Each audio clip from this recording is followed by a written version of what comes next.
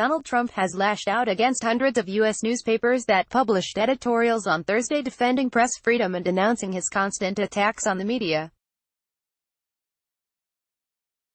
Tweeting in all capitals, the president wrote, "The fake news media is the opposition party.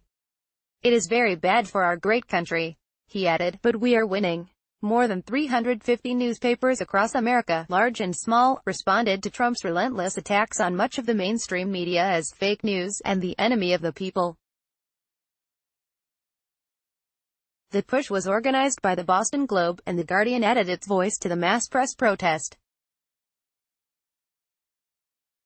The U.S. Senate unanimously adopted a resolution on Thursday affirming support for a free press and declaring that the press is not the enemy of the people.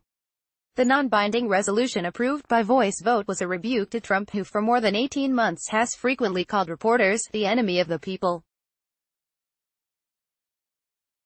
The resolution reaffirms the vital and indispensable role that the free press serves to inform the electorate, uncover the truth, act as a check on the inherent power of the government, further national discourse and debate, and otherwise advance the most basic and cherished democratic norms and freedoms of the United States. The Globe quoted its local founding father John Adams, who was born and died in Massachusetts and became America's second president, and said, "The liberty of the press is essential to the security of freedom." Trump responded by doubling down on his attacks, in a Twitter tirade on Thursday morning. The Boston Globe, which was sold to the failing New York Times for $1.3 billion, plus $800 million in losses. Now the Globe is in collusion with other papers on free press. "Prove it," he said. Despite Trump's rhetoric, he claimed to be a supporter of freedom of the press. "There is nothing that I would want more for our country than true freedom of the press," he tweeted. "The fact is that the press is free to write and say anything it wants, but much of what it says is fake news, pushing a political agenda, or just plain trying to hurt people. Honesty wins." The publications running editorials on Thursday included the New York Times, Chicago Sun-Times, Philadelphia Inquirer, and Miami Herald.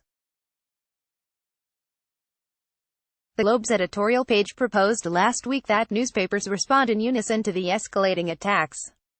"This relentless assault on the free press has dangerous consequences," the Globe wrote in its editorial. "The greatness of America is dependent on the role of a free press to speak the truth to the powerful." A quarter of Americans and nearly half of Republicans now agree with the view that the president should be able to close news outlets for bad behavior, according to a recent poll quoted in the Globe. The New York Times encouraged readers to subscribe to their local newspapers, a sector that is struggling financially across the U.S. Criticizing the news media for underplaying or overplaying stories, for getting something wrong, is entirely right. News reporters and editors are human, and make mistakes. Correcting them is core to our job, the editorial board wrote. But insisting that truths you don't like are fake news is dangerous to the lifeblood of democracy. And calling journalists the enemy of the people is dangerous, period. On its own editorial page it quoted short extracts from dozens of newspapers that defended press freedom as part of the orchestrated protest in print. The Hillsborough Tribune in Oregon wrote, "The news isn't fake just because you see things differently." The Johnson Newspaper Corporation of upstate New York wrote, "The president wants his supporters to conclude that what they're learning from media outlets isn't real. Well, someone who has Mr. Trump's history of lying can't be taken at his word on this." The Hazen Star of North Dakota stated, "Simply asking hard questions is not fake news.